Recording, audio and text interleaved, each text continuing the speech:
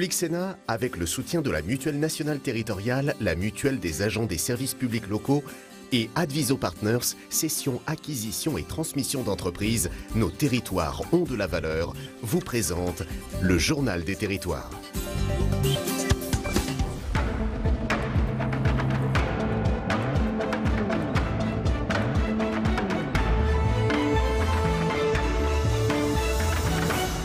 Bonjour à tous et bienvenue en ce lundi dans notre émission avec la presse quotidienne régionale, les télés locales de France, le réseau Via Télévision, les Indes radios, 130 radios qui sont nos partenaires sur tout le territoire français et avec TV5 Monde. 3 parties dans cette émission. Dans un instant, le JT des territoires que je vais vous présenter.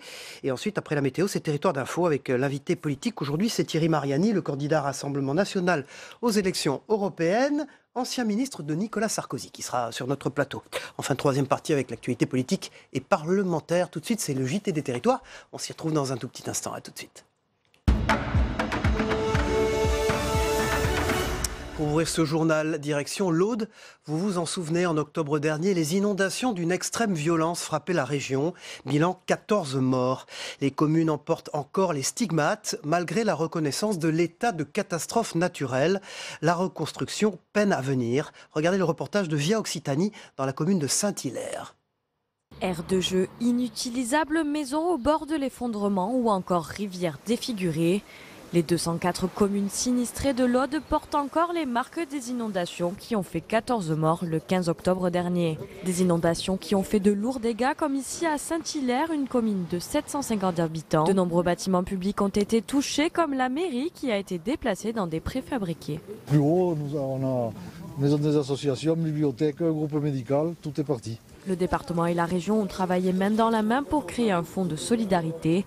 Les élus se déplacent régulièrement dans les villages pour voir les avancées des travaux. On vous accompagnera tant que l'ensemble des dossiers ne seront pas réalisés et accompagnés, donc on sera présent. Une aide physique mais aussi financière. Ici, 88 000 € ont été débloqués pour aider à la reconstruction de Saint-Hilaire. Sur la mairie, j'ai à la louche 3 millions d'euros de dégâts sur les bâtiments communaux. Donc si on nous aide pas, si le département, l'État, et on recommence, tous les financements croisés, quoi. Il faut arriver au maximum du financement pour sauver l'essentiel. L'essentiel, c'est de redonner vie au village, parce que j'ai plus de vie dans le village. J'ai 4 quartiers qui sont vides, j'ai plus de vie associative. Et ça, jusqu'au mois de juillet, je ne pense pas que ça change. Tant que les gens ne seront pas revenus dans les maisons, ça ne changera pas. Avec ces inondations historiques, c'est toute la vie économique de l'Aude qui s'est brusquement arrêtée. Et les habitants le savent, la reconstruction va être longue. Mais avant de débuter les travaux, les maires attendent avec impatience les conclusions des assurances. Gare au Brexit, c'est pour le 30 mars et dans l'attente de cette date, des entreprises en Nouvelle-Aquitaine s'inquiètent. Pour répondre à leurs préoccupations et les aider à s'y préparer, la direction interrégionale des douanes et la Chambre de commerce et d'industrie organisent jusqu'à mi-mars des réunions d'information dans toute la région. Notre partenaire TV7 a assisté à l'une d'entre elles, c'était à Bordeaux. Reportage de Dominique Parmentier, la chaîne du groupe Sud-Ouest. Toutes les entreprises qui exportent sont concernées par le Brexit, mais en particulier les entreprises agroalimentaires majoritaires dans la région, avec un secteur des vins et spiritueux prédominant. Et elles étaient nombreuses à s'inquiéter des conséquences probables de cette sortie de l'Union du Royaume-Uni sur leur activité. Le Royaume-Uni, c'est une grosse part de notre exportation, de nos ventes, et donc voilà, on craint quand même que ce soit... là, en 2018, c'est 23% de nos exportations. Inquiétude et interrogation également pour la centaine d'entreprises de taille intermédiaire du club néo-aquitain et leurs 52 000 salariés.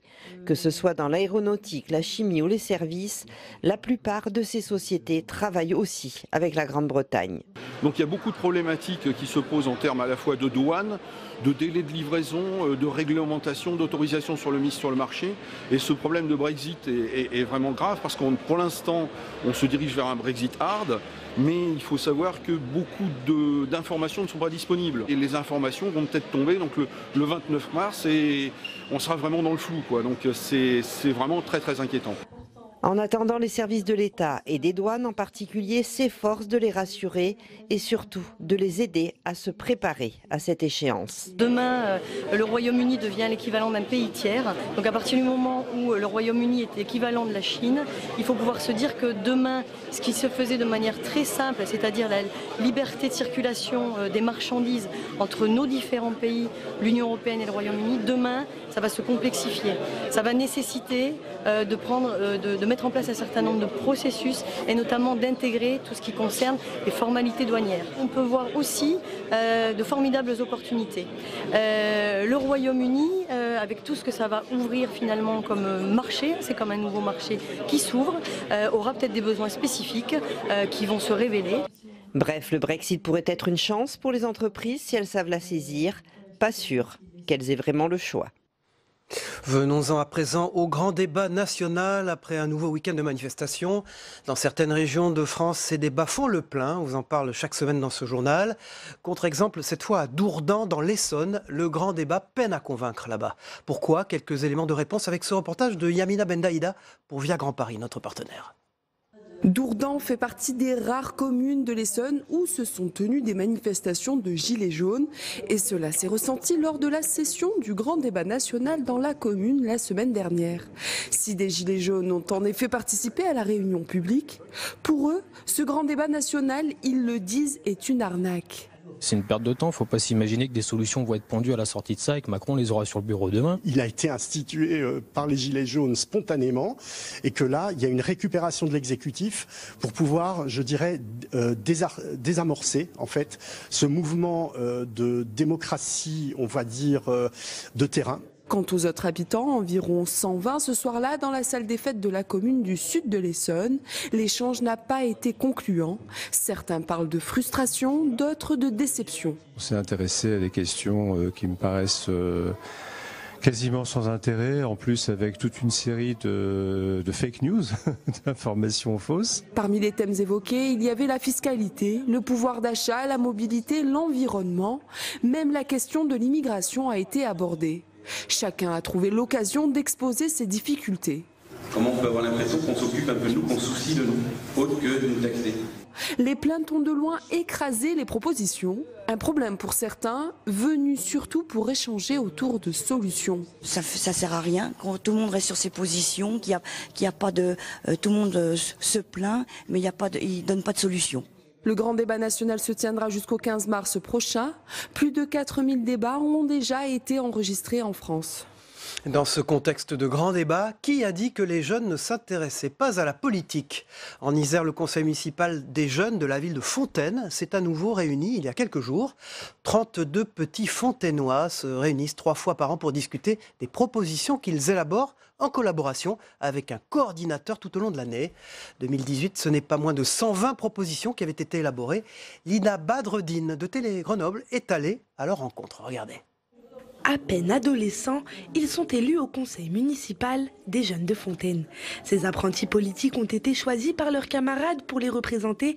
S'ils ont choisi de se présenter, c'est dans l'ambition d'améliorer leur quotidien.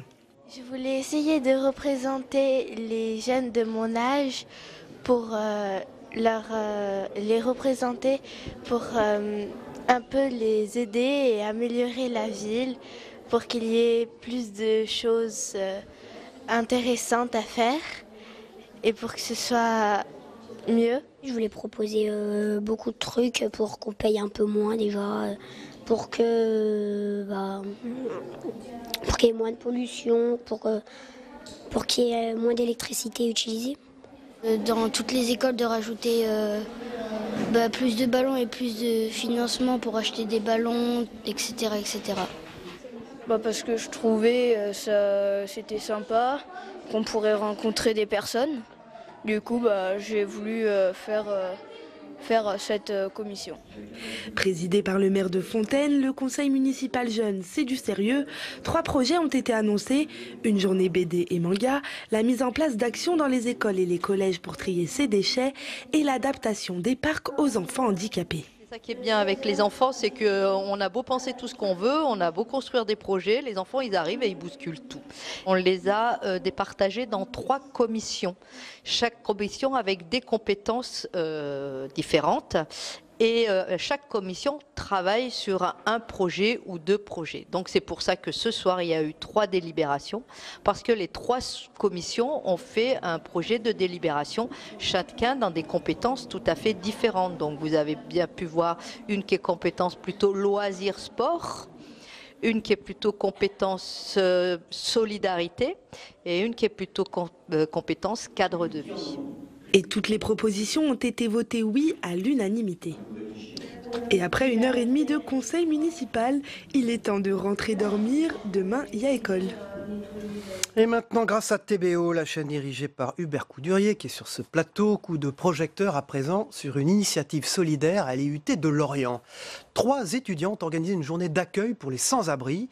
Du transport au menu du repas, tout a été préparé par les élèves.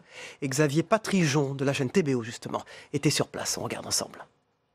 Cet après-midi convivial, c'est le fruit d'1 an et demi de travail pour ces étudiants de l'IUT de Lorient. Les 3 membres de ce projet d'études, avec le concours de la Croix-Rouge, ont mis sur pied cette journée au profit des sans-abri. Le rendez-vous a été donné dans un café associatif lorientais. On voulait avoir un sentiment d'utilité, travailler aussi avec la Croix-Rouge, qui est pour nous une association quand même qui nous tient à cœur. Et puis on voit vachement les sans-abri dans la rue. On a eu envie de donner le sourire aux sans-abri, de faire une journée convivialité tout en faisant de l'animation, leur proposer des ateliers coiffure, des choses comme ça en fait qui permettent de mieux se sentir dans leur peau. Le lycée Marie-Lefranc pour l'atelier coiffure, les commerçants et producteurs de légumes pour le repas, et puis la volonté des étudiants pour coordonner tout cela. On a trop eu en fait. On a eu environ 50 kilos de légumes, donc on a eu pas mal à éplucher.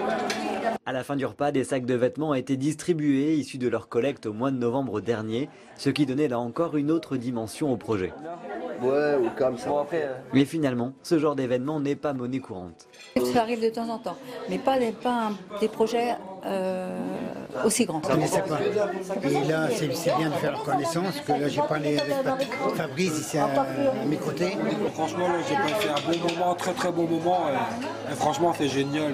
Les étudiants organisateurs espèrent que le projet donnera des idées à d'autres futurs jeunes de l'IUT. Du côté des sans-abri, le pari semble réussi. Voilà, dans quelques minutes, on rejoindra le Club de la Presse sur ce plateau. Gaëtan Bossard du Parisien, Hubert Coudurier, je le disais, du Télégramme. Mais tout de suite, c'est les unes, la revue des unes de la presse quotidienne régionale. A tout de suite. Bonjour Saveria, on commence avec Jean-Michel Blanquer qui s'attaque à l'école avec la une de Libération Champagne et la réforme de l'école ce matin. Après le travail et avant les retraites, le gouvernement se penche sur la réforme de l'école et de la formation des maîtres, une école de la confiance très discutée par les syndicats, instruction obligatoire des 3 ans, rôle accru des surveillants, refonte de la formation des professeurs. L'Assemblée examine aujourd'hui le premier grand texte sur l'école du quinquennat Macron, une loi qui crispe les syndicats et nourrit les critiques. Objectif, élever le niveau général des élèves et promouvoir la justice sociale. À la une de l'Ardennais, des journaux du groupe Rossel, il lutte contre l'obésité particulièrement présente dans l'Est. C'est un fléau qui touche de plus en plus de monde. L'obésité frappe particulièrement l'Est de la France, selon un spécialiste de Sedan. Un gène serait à l'origine de la maladie. Il préconise un dépistage précoce. L'équipe du docteur Alain Hureau bataille contre l'obésité des enfants. Ce ne sont pas les bonbons qui rendent les enfants gros, mais une maladie génétique qui les pousse à en manger trop. Il préconise donc un dépistage précoce et systématique. Voilà, la une de la Charente Libre, des journaux du groupe Sud-Ouest. Ces entreprises à l'accent allemand, très nombreux dans la région. Les Allemands sont les investisseurs étrangers les plus nombreux en Charente. Ils sont présents dans la distribution, le transport, la logistique. L'Allemagne est déjà le premier investisseur étranger en France, tout en restant le premier partenaire commercial de l'Hexagone, avec 16% des exportations françaises. L'un des atouts mis en avant par les investisseurs, c'est le positionnement géographique de notre territoire, notre pays, qui est associé aux infrastructures de transport, en font un hub, un point névralgique pour accéder facilement à d'autres pays en Europe et dans le monde entier. Voilà, notre doyenne a 115 ans. C'est le Midi Libre qui la met à la une ce matin, avec une magnifique photo d'ailleurs. Sœur Andrée, de son vrai nom Lucille Rondeau, a donc 115 ans. Elle est notre doyenne depuis 2017. Cette religieuse de la Compagnie des Filles de la Charité est née à Alès en 1904. Sœur Andrée, qui est aussi désormais la religieuse la plus âgée au monde, regrette de ne plus pouvoir lire, écrire, dessiner, broder ou encore tricoter. Mais elle ne tarit pas d'éloges sur les soins et l'affection qu'elle reçoit à Toulon, son secret de longévité. Le bon Dieu ne me veut pas. Magnifique photo, c'est vrai. La une du Midi Libre dirigée par Olivier Biscay. Merci Savarian, on vous retrouve en troisième partie pour l'actualité parlementaire de notre émission. Tout de suite, c'est le Club de la Presse dans un instant.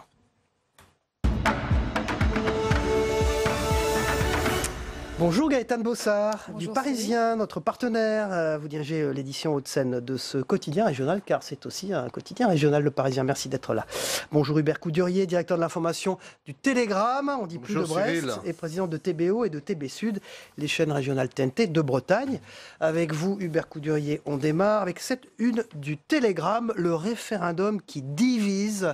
Alors, il divise qui? Pas les Français qui ont l'air d'y adhérer, il divise le monde politique. Voilà, les Français sont favorables à 73%. Et le gouvernement s'est mis un peu dans la nasse. Parce que les élus, eux, sont effectivement divisés.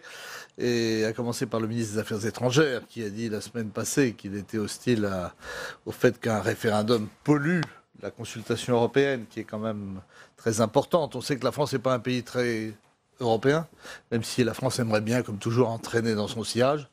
Enfin, pour l'instant, c'est mal parti avec les Italiens. Et c'est compliqué cette histoire de référendum parce que finalement, il a réussi à se remettre en selle, le président. Il est très actif dans les débats. Il monte dans les sondages. Il remonte dans les sondages. Ça, je crois que c'est la peur aussi que suscite l'anarchie à cause des violences qui se multiplient, ou en tout cas qui persistent. Mais au bout du compte, il va bien falloir décider. C'est pas seulement un exercice de thérapie collective, le gouvernement de la France. C'est aussi, à un moment donné, des choix. Et je dois dire que les mythes fondateurs du macronisme, le fameux « en même temps », prédisposent plutôt à l'ambivalence qu'au choix. Hubert Coudurier, un week-end agité, beaucoup de manifestations. Les Gilets jaunes dans les grandes villes demandent une réunion d'urgence. À propos des Gilets jaunes, les grandes villes demandent une réunion d'urgence pour des indemnisations. On a vu que beaucoup de chiffres d'affaires d'entreprises ont baissé. Certaines sont même quasi faillites. C'est Jean-Luc Moudenc, le maire de Toulouse, à la tête donc de France Urbaine, qui demande cela au Premier ministre. Ça va s'arrêter quand? C'est François Berléand qui a résumé un état d'esprit général en disant il commence à faire chier les Gilets jaunes. C'est vrai qu'en termes d'entrave économique, c'est quand même une réussite. En Bretagne, par exemple... On n'a jamais vu ça. En Bretagne, un mouvement social qui dure aussi longtemps, sans issue évidente, c'est du jamais vu. Ça dépend des endroits. Alors, on a vu que Toulouse est particulièrement agité, Bordeaux, on le sait, on voit des images là en ce moment pendant que vous parlez. En Bretagne, c'est pas trop le cas. Les Gilets jaunes sont plutôt modérés. Non, ils ont juste brûlé. Enfin, on peut pas savoir si c'est eux. Restons prudents pour l'instant. Enfin, la maison du président de l'Assemblée nationale. Alors, on va en parler. On va en parler. Mais on n'a pas de preuve que ce soit des Gilets jaunes. Non, mais enfin, il y a un climat qui favorise ça. C'est-à-dire qu'il y a quand même 80 élus qui ont été... Mais pourquoi la Bretagne est un peu à part La Bretagne, elle a déjà donné avec les bonnets rouges. C'est plutôt les paysans qui, jusqu'à présent, avaient tendance à enflammer un peu les campagnes. Je pense qu'il y a sans doute un état d'esprit démocrate chrétien qui favorise le calme. Je ne sais pas, à vrai dire. Vous avez vu Jean-Luc Moudenc, Gaël Perdriau, qu'on avait en duplexé en direct dans cette émission la semaine dernière, le maire de Saint-Étienne, demande maintenant que le gouvernement se saisisse de la possibilité d'indemniser très vite des petites et moyennes entreprises qui souffrent énormément de la crise des Gilets jaunes. Ça compte aussi dans la perception des Français que cette crise a trop duré? Si vous voulez, il y a une impasse politique, institutionnelle. Qu'est-ce qu'on fait? Finalement, les Gilets jaunes, c'est le Brexit avant l'heure. C'est-à-dire qu'on a eu ce mouvement de rejet des classes moyennes. Il s'est manifesté par le Brexit en Grande-Bretagne, par l'élection de Trump aux États-Unis. En France, ça arrive après l'élection d'un président. Donc, finalement, une élection à contre-temps. Alors, donc, on est dans une impasse institutionnelle. Le changement de Premier ministre, peut-être, mais serait-ce suffisant? La dissolution, visiblement, le gouvernement n'en veut pas. il reste le référendum. Alors, au-delà de cet aspect institutionnel, le gouvernement a lâché sans doute trop vite 10 milliards sur la table. Et aujourd'hui, dans la deuxième revendication des Gilets jaunes, il y a tout de même le pouvoir d'achat. Or, les marges économiques aujourd'hui sont tellement contraintes que le gouvernement, et Emmanuel Macron l'a dit à différents interlocuteurs, qu'il n'était pas question d'aller au-delà. Donc il faut évidemment indemniser les commerçants, mais... 3 millions d'euros, le Premier ministre a dit, qui avait été promis et délivré. 3 millions d'euros, c'est pas 10 milliards, donc c'est quand même quelque chose qui est à la mesure du... À l'attention des villes les plus affectées, au fond. Mais si vous voulez, à un moment donné, il va falloir faire des choix. C'est-à-dire qu'il va falloir décider, si on réduit les dépenses publiques, lesquelles. Il va falloir prendre des décisions. Et pour ça, le président, pour l'instant, veut laisser le débat aller jusqu'à son terme. Mais est-ce que ce débat va vraiment permettre d'accroître la culture économique des Français, dont on sait qu'aujourd'hui, elle est quand même assez faible? Est-ce qu'il va pouvoir situer la France dans le monde? Un petit mot sur Richard Ferrand, le président de l'Assemblée nationale, donc, qui a vu sa maison tentative d'incendie ce week-end. On voit des photos là pendant que nous parlons. Qu'est-ce que vous en savez? Vous avez eu Richard Ferrand Oui, je l'ai eu au téléphone? Pour l'instant, il est très prudent. D'ailleurs, dans son interview au Journal du Dimanche, il est également très, très, très mesuré, mais pas mesuré sur le climat qui a permis... Il y a quelques mois, c'était le président de l'Assemblée nationale, devenu ministre de la Transition écologique, François de Rugy, dont la maison était taguée à Ouessant. Il y a quand même 80 parlementaires qui ont été ciblés, pour certains qui ont subi des intrusions à leur domicile. C'est tout de même, c'est quand même du jamais vu et c'est intolérable. Hubert Coudu, vous restez avec nous, bien sûr. On vous retrouve pour la deuxième partie de l'émission. Gaëtane Bossard, rebonjour, merci d'être avec nous. 2 sujets dans les pages Hauts-de-Seine du Parisien, qui est aussi un quotidien régional. Les applis, les grandes gagnantes de la réforme du stationnement. Alors, il y a des applis maintenant très pratiques qui permettent de payer moins cher pour stationner. Oui, il y a les applis pour tout, et celles-ci, on peut leur dire merci. En fait, ce sont des applications qui recensent les places disponibles dans les parkings souterrains et qui ont grand succès depuis 1 an, depuis la réforme du stationnement payant, où les villes ont été libres de fixer elles-mêmes le montant de l'amende, qui maintenant s'appelle un FPS, forfait post-stationnement, mais le résultat est le même, c'est la bonne vieille prune, on est toujours là-dessus. Et donc ces applications recensent les parkings où vous pouvez vous garer en souterrain. 7 fois plus d'abonnements 2018. Oui, ça a explosé, évidemment, parce qu'aujourd'hui le stationnement en surface coûte très cher. Enfin, les villes ont vraiment revu ça à la hausse. Pour rappel, à Paris...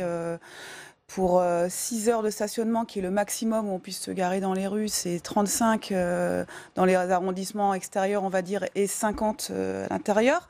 Donc ça fait quand même cher.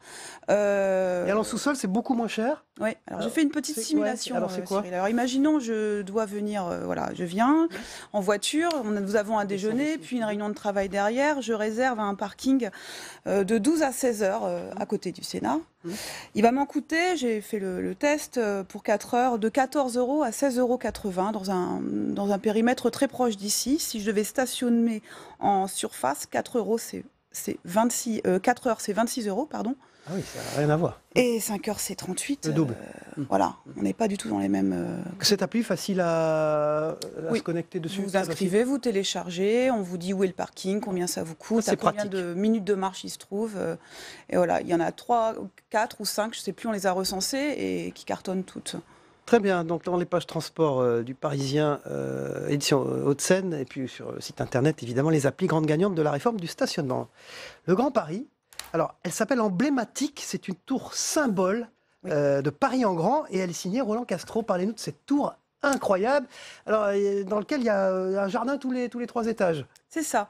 En fait, c'est un peu la tour rêvée de l'architecte Roland Castro pour la métropole du Grand Paris. 10 ans de bagarre, il dit. C'est l'aboutissement de 10 ans de bagarre pour lui.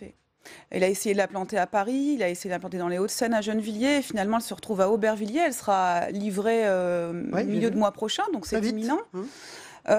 C'est une tour sans être une tour, c'est-à-dire qu'elle est haute, elle fait 50 mètres, 18 étages. Mais 4005 le mètre carré d'euros. En accession à la propriété. Mais il y a des jardins tous les 4 étages avec des espèces de grands pylônes qui soutiennent ces jardins, qui aèrent le bâtiment. La conviction de cet architecte, c'est qu'on peut faire haut et beau. ce qui n'est pas toujours évident, c'est compliqué, il le dit lui-même, hein, on est assez réfractaire à la construction de tours en France, en région parisienne, on le voit, hein, chaque fois qu'il y a un projet de tour, ça provoque un peu la bronca, à part dans les quartiers d'affaires, et encore. Mais elle n'est pas si haute que ça, je regardais, il y a une photo derrière vous d'ailleurs, c'est pas non plus... Oui, c'est 50 mètres quand même. Ouais. Et alors il paraît que donc ils vont faire une tour modèle et l'exporter. Faire la même tour un peu partout s'il peut. Selon lui, elle est duplicable.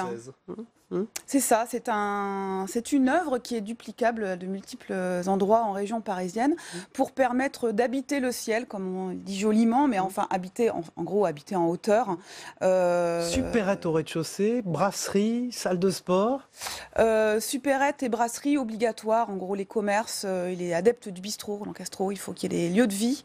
C'est ce qu'il reproche à l'actuel, au Grand Paris aujourd'hui, enfin la banlieue parisienne, c'est d'avoir juxtaposer des tas d'ensembles qui n'ont pas grand-chose à voir les uns avec les autres. Là, ils mélangent tout, les habitants, les commerces, les jardins, donc, qui seront accessibles à une vingtaine d'appartements, accéderont à des jardins en étage. Ça fait envie. C'est un papier de Frédéric Choulet dans Le Parisien, édition Hauts-de-Seine. Le Grand Paris emblématique, elle s'appelle, avec un K, la tour symbole du Paris. En grand, il a 78 ans, Roland Castro. Oui.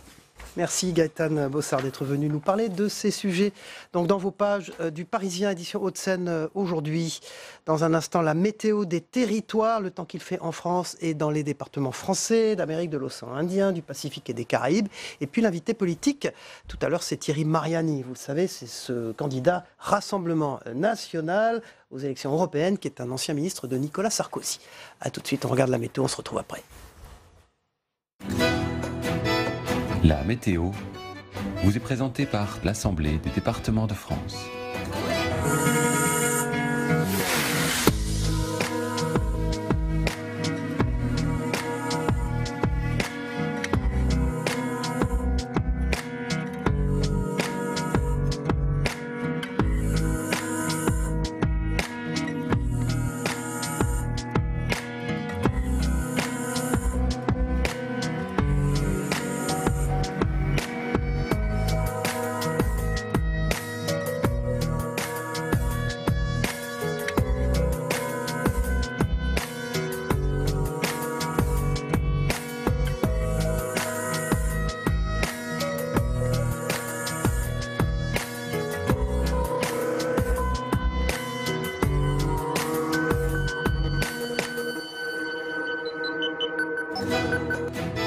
C'était la météo avec l'Assemblée des départements de France. Voilà, avant de retrouver l'invité politique dans un instant, Thierry Mariani, il est là, le candidat Rassemblement national aux élections européennes. On va regarder ce qui se passe du côté du monde, ce que vous devez retenir de l'actualité du monde de ces dernières heures avec le Zap Monde de TV5 Monde. C'est l'Algérie, le président Abdelaziz Bouteflika, officiellement candidat à son 5e mandat. A tout de suite. Public Sénat, avec le soutien de la Mutuelle nationale territoriale, la Mutuelle des agents des services publics locaux et Adviso Partners, cession, acquisition et transmission d'entreprises, nos territoires ont de la valeur, vous ont présenté le Journal des territoires.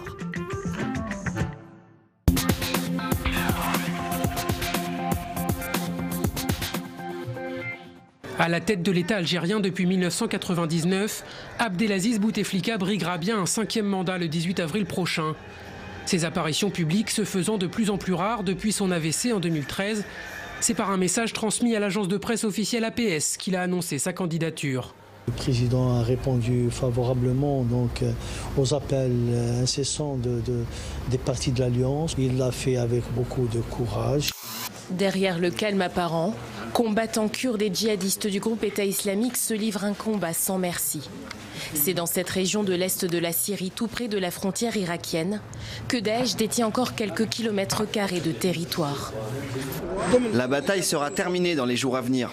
Nous traitons la bataille de Barrouz comme une bataille contre des terroristes. Traidor, traître en espagnol. C'est comme cela que ces dizaines de milliers de manifestants qualifient le chef du gouvernement espagnol. Ce qu'ils dénoncent, c'est la volonté de Pedro Sánchez d'apaiser les tensions avec les indépendantistes catalans. Une trahison pour certains qui réclament des élections législatives anticipées. Je suis venue ici pour défendre l'unité de l'Espagne. Je pense que c'est essentiel et nous réclamons des élections maintenant pour pouvoir y arriver. À son arrivée au pouvoir en 1979, au terme d'une révolution, Rouhollah Khomeini s'arroge la fonction la plus haute de l'État. Il devient guide suprême de la République islamique. Un titre solennel, indispensable pour succéder aux centaines de rois et empereurs perses jusqu'au dernier Shah d'Iran. Un titre et un mandat à vie qu'il conserve jusqu'à sa mort 10 ans plus tard. Parmi les religieux de son entourage, c'est Ali Khamenei qui le remplace. Un poste qu'il occupe toujours, malgré son âge avancé. Parce que ça fait 30 ans qu'une seule et même personne détient grosso modo tout le pouvoir, sur le plan directement ou indirectement. Pour lui, c'est très simple. L'Europe actuellement, c'est d'un côté les forces pro-immigration et de l'autre le camp qu'il défend, celui des nations chrétiennes contre l'immigration. De cela, Viktor Orban veut faire un programme pour les élections européennes du mois de juin. Dans son discours annuel sur l'état de la nation, le Premier ministre hongrois a surtout présenté l'immigration comme un problème pour la démographie. Nous n'avons pas besoin de chiffres. Nous avons besoin d'enfants hongrois.